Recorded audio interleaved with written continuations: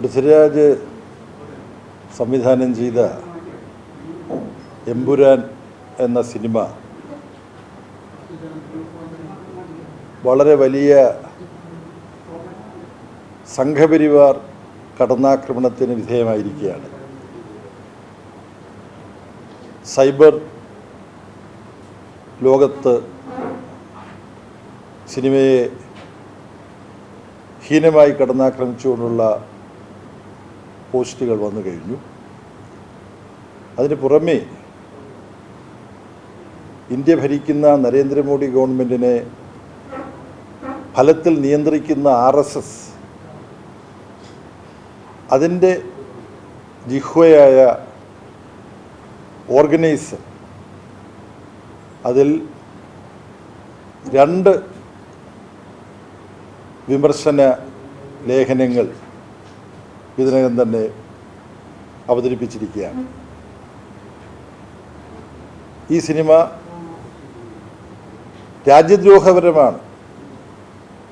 ഈ സിനിമയ്ക്ക് പിന്നിൽ പ്രവർത്തിച്ചവർ വലിയ കുറ്റം ചെയ്തിരിക്കുന്നു എന്ന നിലയിലാണ് സംഘപരിവാറിൻ്റെ സൈബർ ആക്രമണവും അതുപോലെ തന്നെ RSS മുഖപത്രമായ ഓർഗനൈസറിൽ വന്ന ലേഖനത്തിലെ ആക്രമണവും. അത് മുഴുവൻ നമ്മുടെ പൊതുസമൂഹത്തിൻ്റെ മുമ്പിലുണ്ട്. ഇത് എത്രമാത്രം വസ്തുതാവിരുദ്ധമാണ് എന്നത് പൊതുസമൂഹം തിരിച്ചറിഞ്ഞിട്ടുണ്ട്. ഈ സിനിമയിലെ മുഖ്യമായും ഒരു പരാമർശമാണ് ഗുജറാത്തിൽ നടന്ന വംശീയ കൂട്ടക്കൊലയുമായി ബന്ധപ്പെട്ടുള്ള ഒരു പരാമർശമാണ് RSSൻ്റെ കോപത്തിന്, സംഘപരിവാറിൻ്റെ സൈബർ ആക്രമണത്തിന് പിന്നിലുള്ളത് എന്നിപ്പോൾ വ്യക്തമാണ്. ഗുജറാത്തിൽ വംശീയ കൂട്ടക്കൊല നടന്നു എന്നുള്ളതൊരു യാഥാർത്ഥ്യമാണ്. ആ കൂട്ടക്കൊലയ്ക്ക് നേതൃത്വം കൊടുത്തവരും അത് സംഘടിപ്പിച്ചവരും പലരും ഭരണകൂട സഹായത്തോടെ രക്ഷപ്പെട്ടിട്ടുണ്ടെങ്കിലും ഗുജറാത്തിലെ വംശീയ കൂട്ടക്കൊല സംഘടിപ്പിച്ചവരിൽ കുറേ പേരെങ്കിലും ശിക്ഷിക്കപ്പെട്ടിട്ടുണ്ട്.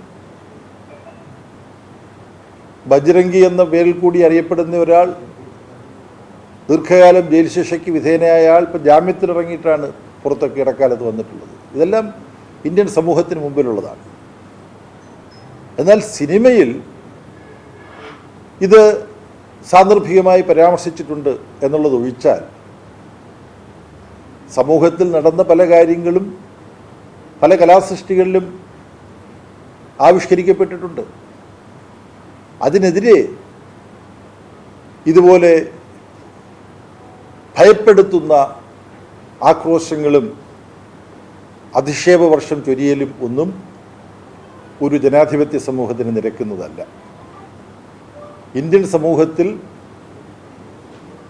ഫാസിസ്റ്റ് പ്രവണതകൾ പ്രത്യക്ഷപ്പെട്ടുകൊണ്ടിരിക്കുകയാണ്. അത് ഈ കാലഘട്ടത്തിലെ ഫാസിസ്റ്റ് പ്രവണതകളെ നവഫാസിസ്റ്റ് പ്രവണതകൾ എന്ന നിലയിലാണ് വിലയിരുത്തേണ്ടത്. ഇത് നമ്മുടെ സമൂഹം ഇന്ന് ചർച്ച ചെയ്തുകൊണ്ടിരിക്കുന്ന ഒരു കാര്യമാണ്.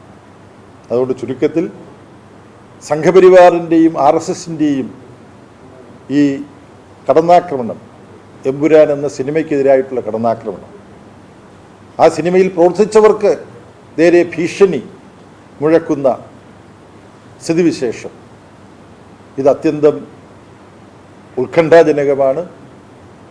ഇന്ത്യൻ ഭരണഘടന ഉറപ്പു നൽകുന്ന അഭിപ്രായ പ്രകടന സ്വാതന്ത്ര്യം, ആവിഷ്കാര സ്വാതന്ത്ര്യം, പൗരാവകാശം ഇവയെ വെല്ലുവിളിക്കുകയാണ്. ഭരണഘടനാ മൂല്യങ്ങളെ വെല്ലുവിളിക്കുകയാണ് സംഘപരിവാർ ചെയ്യുന്നത്.